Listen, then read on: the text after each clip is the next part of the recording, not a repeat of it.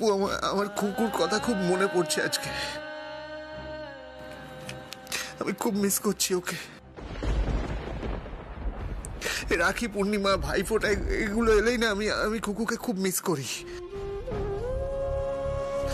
আজ রাস্তা দিয়ে আসার সময় তুমি দেখেছো অপু, রাস্তার দুপাশে কত রাখির দোকান, আমি একটাও রাখি কিনতে পারলাম না। কে রাখি পরাবে আমাকে? আমার বোনটাই তো চলে গেছে, আমার বোনটা না ফেরার দেশে চলে গেছে। শান্ত হও, আমি মানছি কুকু আর নেই, কিন্তু মেঘা বর্ষা ওরা তো আছে, বলো, ওরাও তো তোমার বোন, তুমি ওদের হাত থেকে রাখি পড়বে?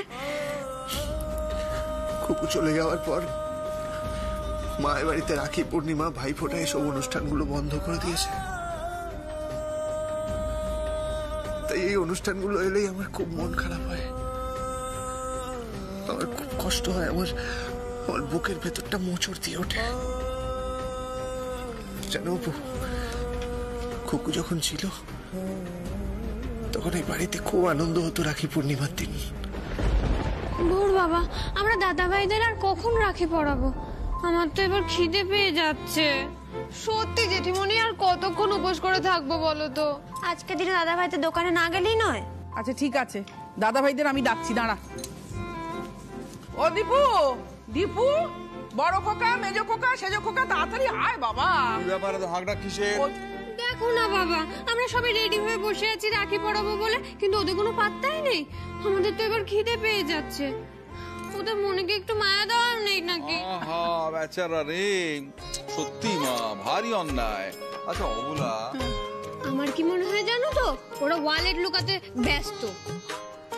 তার মানে ছেলেদের মানি ব্যাগ। ওমা, এ কি রে, দাদারা মানি ব্যাগ লুকোতে যাবে কেন? কেন আবার জেঠিমণি, আমরা যদি কিছু একটু বেশি ডিমান্ড করে ফেলি? আসলে কি জানিস তো, সবটা না কিপটে তো। ঠিক, দাদারা মোটেই কিপটে নয়, মোটেই দাদা ভাইরা কিপটে নয়। আরে সে তো ফলেন পরিচয়তে, সময় বলবে, আগে ওদের আসতে দাও। এবার কিন্তু আমরা কোনো কথাতেই ভুলবো না, এক হাতে রাখি পড়াবো আর এক হাতে গিফট নেবো। এই দেখ আমার ছেলেরা এসে গেছে। হ্যাঁ রে, বড় খোকা মেজ খোকা কোথায়? মেজদা ভাই তো আসছে। কি তখন থেকে আসছে আসছে করছিস? হ্যাঁ, একটা শুভ সময় বোন ভাইদের হাতে রাখি পরিয়ে দেবে, তা না আসছে আসছে। কিন্তু বড়দা ভাই আর মেজদা ভাই কোথায়? আরে ওরা দোকানে গেছে। আজকের দিনে দোকান খুলে রাখার কি মানে বলো তো? খুকু, তোমার বড়দা ভাই ফোন করেছিল, বললো এক্ষুনি আসছে। শোন না, আমি না তোর জন্য একটা চকলেট এনেছি, বুঝলি? তুই একটা সাইডে গিয়ে চকলেটটা খেয়ে নে। আমি কাউকে বলবো না, সবাই জানবে তুই উপোস করে আছিস। আমি ওইসব চিটিং ফিটিং করবো না, দাঁড়া তোর হচ্ছে। ও মা, দেখো কি বললো, সাইডে গিয়ে চকলেট খেয়ে আসছে। দীপু, ছি ছি ছি, বোন কি অনাচার শেখাচ্ছিস তুই? ছি মা, আমি ভাবলাম ওরা সবাই উপোস করে আছে, সেই জন্য। নে রে চল, আমাকে চট করে রাখিটা পরিয়ে দে, আমি বেরোতে হবে। না না না না, গিফট না দিলে রাখি পরানো হবে না। আরে সে পরে দেবো কোন, এখন তো আনিনি।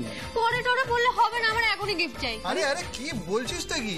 দেখ, আমিও তো গিফট আনতে ভুলে গেছি, তাহলে কি আমাকেও পরাবি না তুই রাখি? ভালো হবে না কিন্তু ছোটদা ভাই। এই শোন, উইদাউট গিফট নো রাখি পড়া। কি হ্যাংলা রে তোরা!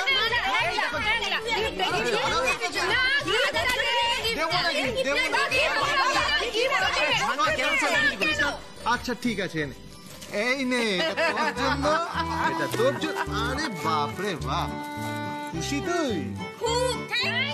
আচ্ছা ঠিক আছে, চলো রাখি পড়ানো শুরু করো।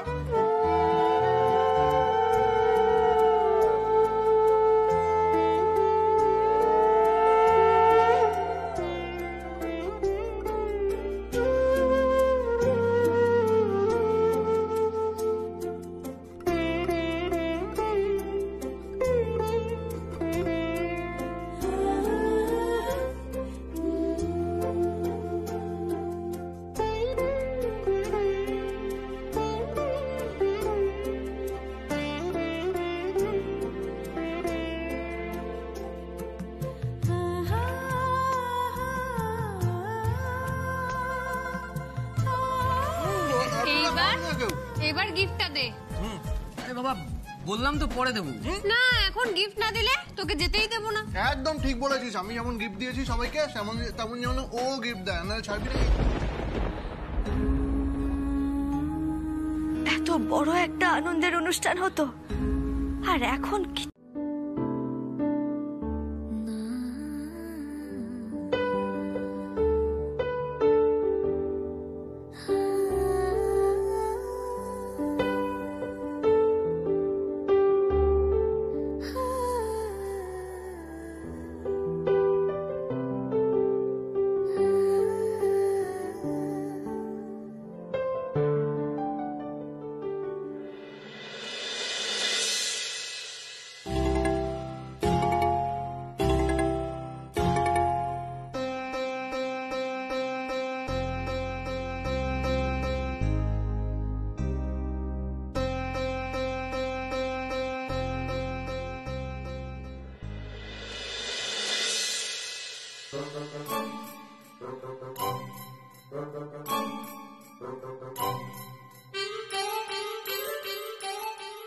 সকাল সকাল উঠে গেছো, খুব ভালো হয়েছে। চলো রান্নাঘরটা পরিষ্কার করে নি। চলো চলো চলো, হ্যাঁ, কাজ এসো শুরু করে দিই। এসো।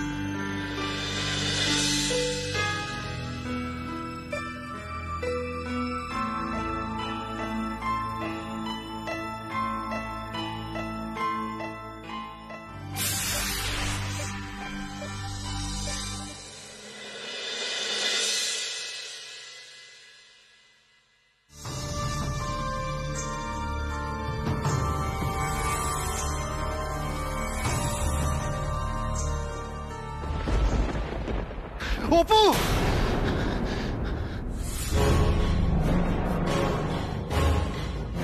অপু, অপু, অপু, অপু, কোথায় গেলে? অপু বাথরুমে গেল নাকি? অপু, অপু, না বাথরুমেও তো নেই। এত সকাল সকাল অপু কোথায় গেল?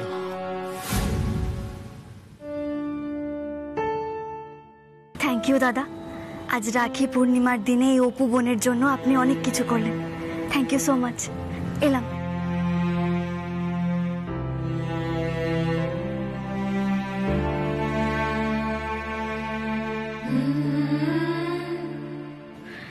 ইস, কত বেলা হয়ে গেল। বড় বৌদি আর দিদিভাই তো উঠেই পড়েছে, দেখে এলাম। এবার যদি বাকি সবাই উঠে পড়ে, আমি কোন দিদি বাড়ি ঢুকবো? আমাকে তো সবাই জিজ্ঞেস করবে কোথায় গেছিলাম, কেন গেছিলাম। কি বলবো তখন আমি? কি কি বলবো?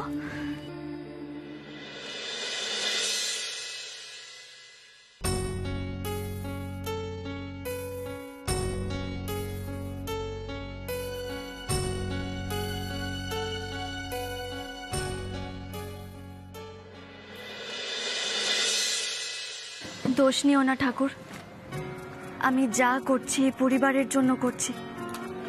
এই পরিবারের সবার মধ্যে যাতে ভালোবাসার বন্ধন অটুট থাকে সেই কারণে করছি।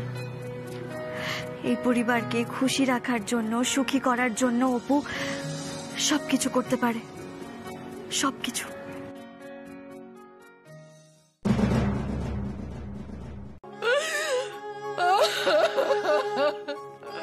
ও মা, আমি মাধ্যমিকের পর না গান নিয়ে পড়াশোনা করবো, হ্যাঁ, আর গিটারও শিখবো। আমার গিটার শেখার খুব ইচ্ছে। ঠিক আছে বাবা, একটু চুপ করে বস না, তেলটা মাখাতে দে। আমি না ক্রিকেট আর ব্যাডমিন্টনও শিখবো। ঠিক আছে বাবা, কত কি যে শিখবি তুই জানিস। আগে মা মন দিয়ে ভালো করে পড়াশোনাটা শেখ, তারপর কেমন? মা, পড়াশোনা তো করবো, এগুলোও করবো, আমি দেখবে অনেক সফল হব। লক্ষ্মী মা। অপু, তুমি কিন্তু খুব বড় গন্ডগোল পাকিয়ে ফেলেছো। এবার দেখো দিদিকে সামলানো খুব মুশকিল হবে বাবা। আন্টিওয়ান নিজের আবেগ, নিজের কষ্টকে সবার সামনে যাতে প্রকাশ করতে না হয় সেই কারণে চলে গেলেন। ভুলটা কি বলেছে অপু? ও যা বলেছে সত্যি, ওর প্রত্যেকটা কথা অক্ষরে অক্ষরে সত্যি। সত্যি তো, আমরা কেন আমাদের খুকুকে ভুলে থাকবো? আমরা কেন খুকুকে আমাদের সঙ্গে নিয়ে চলবো না? যদি সে কোথাও থেকে থাকে তাহলে তার কেন মনে হবে না যে সে আমাদের সঙ্গে আছে? তোমরা টেনশন করো না, আমি কথা বলবো আন্টিওয়ানের সঙ্গে। না অপু, না, মা কিন্তু এসব নিয়ে খুব সেন্সিটিভ। না দীপু অ্যাসিস্ট্যান্ট, আমার মনে হয় এই বছর থেকে এই বাড়িতে রাখি বন্ধন উৎসব শুরু হওয়া উচিত।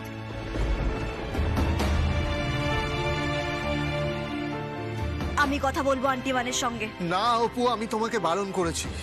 মা কিন্তু খুব বকাবকি করবে তোমাকে। বললাম তো, বকলে বকবে, কিন্তু কথা আমি বলবোই।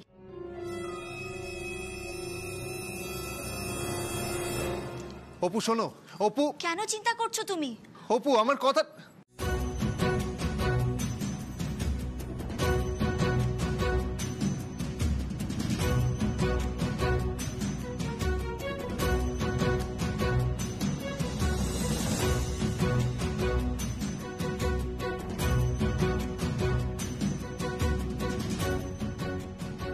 মা, রাগ করিস না রে দিদি, রাগ করিস না। অপু যা বলেছে না বুঝে বলেছে, আমাদের খুকুর কথা না জেনে বলেছে রে দিদি। ও যা বলেছে সব জেনেই বলেছে। সেজ বৌমা, মেজ বৌমা, তোমরা ব্যবস্থা করো। এই বছর থেকে এই বাড়িতে রাখি বন্ধনের উৎসব হবে।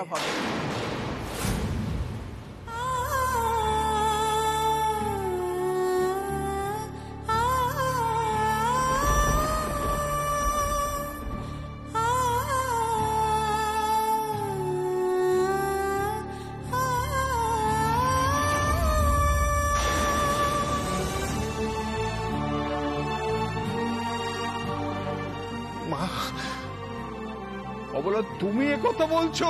তোমরা সকলে মিলে আমাকে যতটা পাষাণ ভাবো, আমি ততটা পাষাণ নই।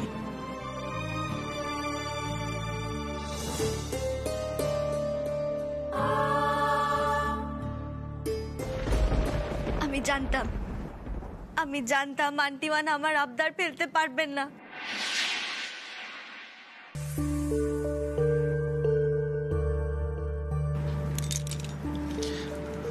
অপু, তুমি আজ আমাদের পরিবারের এত দিনের জমে থাকা কষ্টের পাহাড়টাকে কেটে সুখের রাস্তা তৈরি করে দিলে।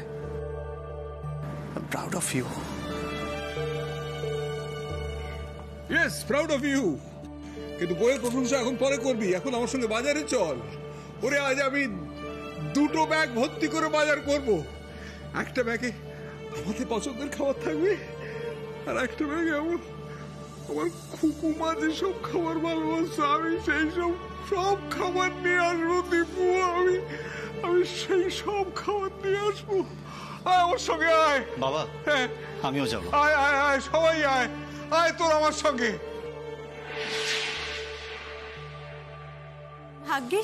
ভাগ্যিস আমি সকাল থেকে কিছু খেয়ে ফেলিনি, উপোস করে আছি।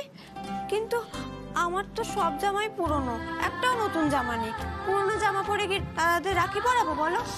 একদম না, আমার কাছে কিন্তু 2টো নতুন ড্রেস আছে। আমি একদিনও পরিনি ওগুলো। সেই ড্রেস 2টো তুমি আর মেঘা মিলে পরো, ঠিক আছে? থ্যাংক ইউ ছোট বৌদি। এই সেজে বৌদি, চলো চলো চলো।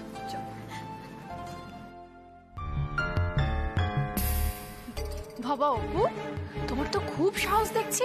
এই তুমি কি জাদু টাদু কিছু জানো না কি বলো তো? মাকে কিভাবে রাজি করিয়ে ফেললে তুমি?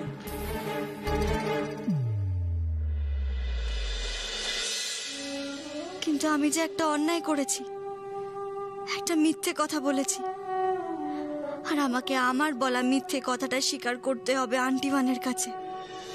স্বীকার করতেই হবে।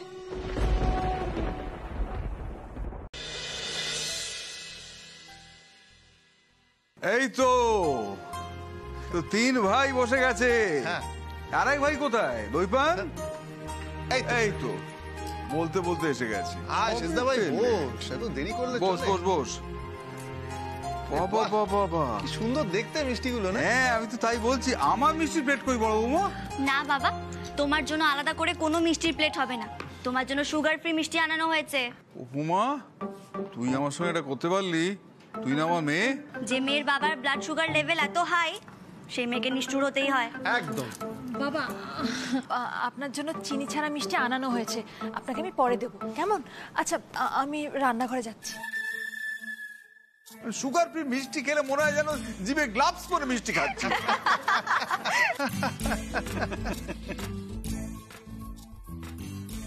আচ্ছা, মিষ্টি না হয় আমি কম খাবো, কিন্তু যা যা পদ রান্না হয়েছে সমস্ত পদ আমার চাই।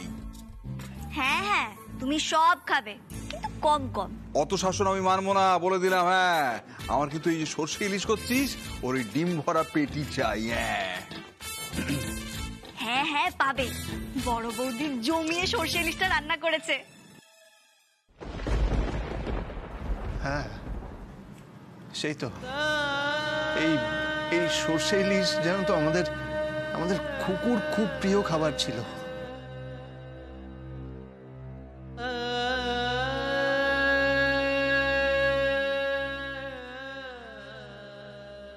হ্যাঁ, ভীষণ ভালোবাসতো।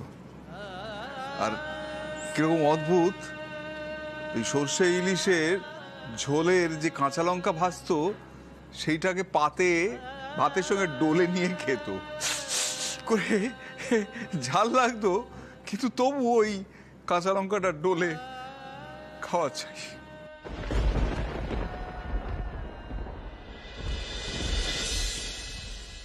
ওই যে মা ওকে বলতো না যে ঝাল না খেলে তুই তাড়াতাড়ি বড় হবি না, আর ওই কথাটাই ওর মাথায় একেবারে গেঁথে গেছিল।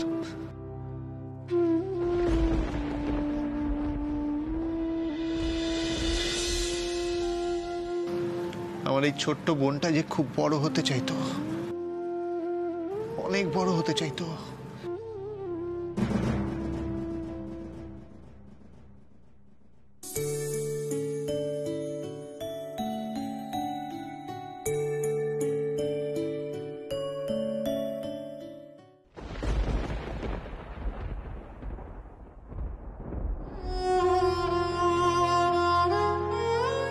কি হচ্ছে কি এখানে?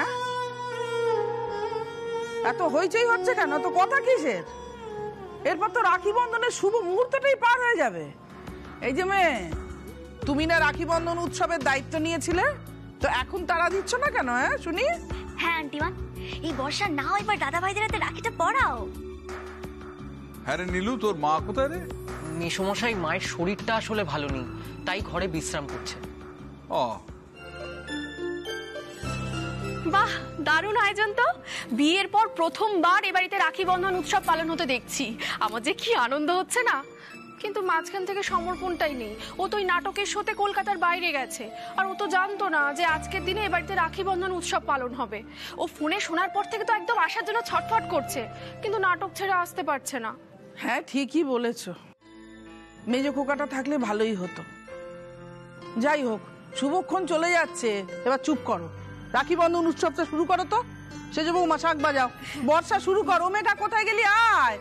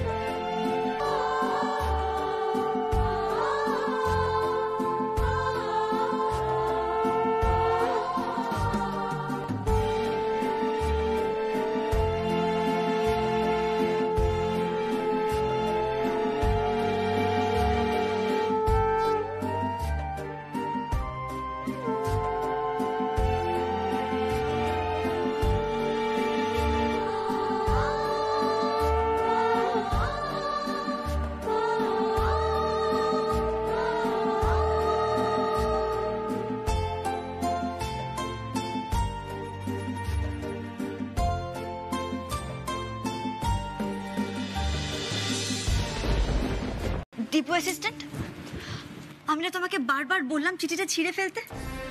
বারবার বারণ করা সত্ত্বেও তুমি কেন এটা আন্টিমানের ঘরে নিয়ে এলে? তুমি জানো না আন্টিমান এসব পছন্দ করেন না। আচ্ছা ঠিক আছে, তুমি আমাকে দাও, আমি ছিঁড়ে ফেলছি এটা। কি বলছো কি তুমি? অপু প্লিজ। চিঠিটা দাও আমাকে। না, দেবো না।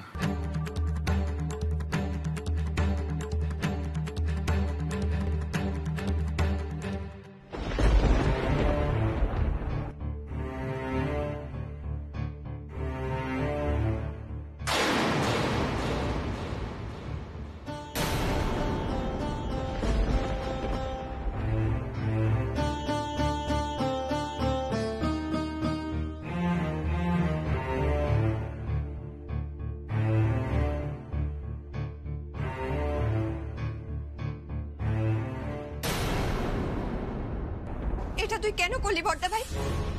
অপুকে চাকরির পরীক্ষায় পাশ করার চিঠিটা তুই সবার সামনে অপুকে কেন দিলি বলতো? সত্যি দাদা, আমারও মনে হয় তুই ভুল করে ফেলেছিস। তুই পরে আলাদা করে অপুকে চিঠিটা দিতে পারতিস। হ্যাঁ বড়দা ভাই, ছোটদা ভাই তো একদম ঠিক কথা বলেছে। বল, তুই তো অপুকে চিঠিটা পরে দিতে পারতিস। এরকম একজন বেআক্কেলের মতো কাজ কেন করলি তুই?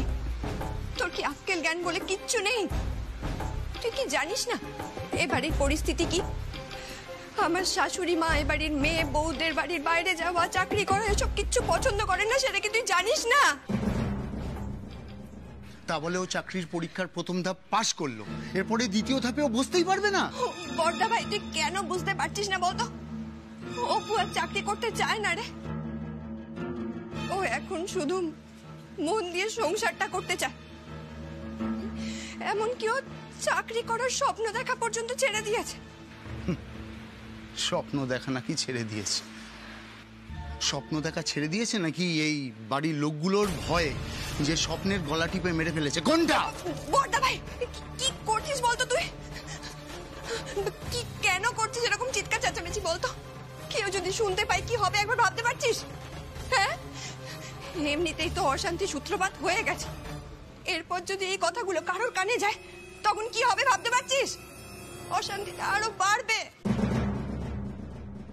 অবলা,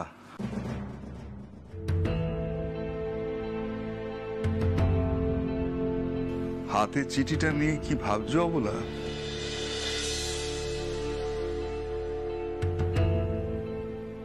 আমি বলি কি, আমাদের অপুমাকে চাকরি করার অনুমতিটুকু তুমি দিয়ে দাও।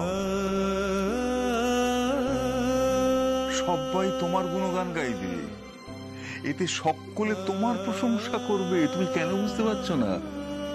সমাজ বলবে তুমি কি উদার, যে তার ছেলের বউকে, ছোট বৌমাকে চাকরি করার অনুমতিটা স্বচ্ছন্দে দিয়ে দিয়েছে। বাবা, তুমি আন্টিওয়ানকে জোর করো না। তুমি কথা বলবে না? আমরা বুড়ো বুড়ি যখন কথা বলি তার মধ্যে ছোটদের কথা বলার কোনো অধিকার নেই, হ্যাঁ? মনে থাকবে।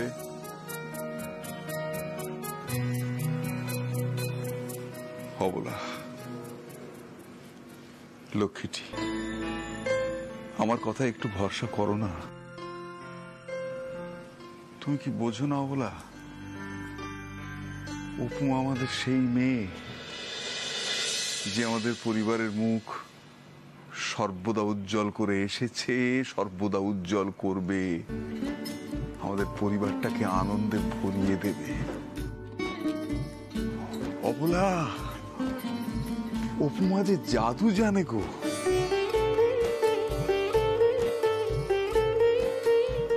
জীবন তো জাদু দিয়ে চলে না, যুক্তি দিয়ে চলে। পারলাম না, মানতে পারলাম না। জীবনটা সবসময় লজিকেও চলে না, কখনো কখনো ম্যাজিকই ম্যাজিক সৃষ্টি করে। কথা কি তুমি আজও বুঝতে পারোনি অবলা? তা যদি না হতো তাহলে এত বছর পরে আমাদের মনের মধ্যে জমে থাকা শোকের পাহাড়টাকে ভেঙে গুঁড়িয়ে অপুমা কিছুতেই সুখের রাস্তাটা তৈরি করে দিতে পারত না। এত বছর পর আমাদের বাড়িতে রাখি বন্ধন উৎসব পালিত হতো না।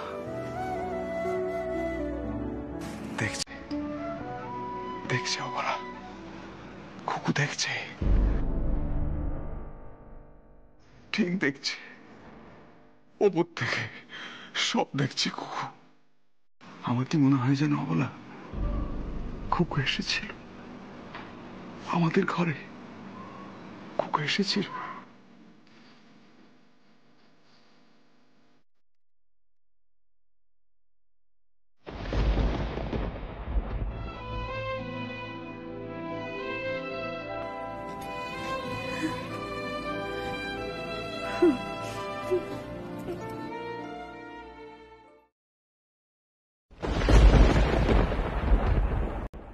মাকে একটা ফোন করে বলে দি দাদা ভাইরা এসে গেছে। কি করে পারছো অপু? পারছি মানে আমি তো মাকে ফোন করছিলাম। তো এত হাসছো কেন? ও মা, হাসছি কেন বুঝতে পারছো না? না, বুঝতে পারছি না। আমার মনে হচ্ছে কি তোমার মাথার স্ক্রুগুলো সব ঢিলা হয়ে গেছে। আগে না মশাই, আমার মাথার স্ক্রুগুলো না একদম টাইট আছে। আমি একটা কথা কিছুতেই বুঝতে পারছি না, তোমার তো হাসি পাচ্ছে কেন?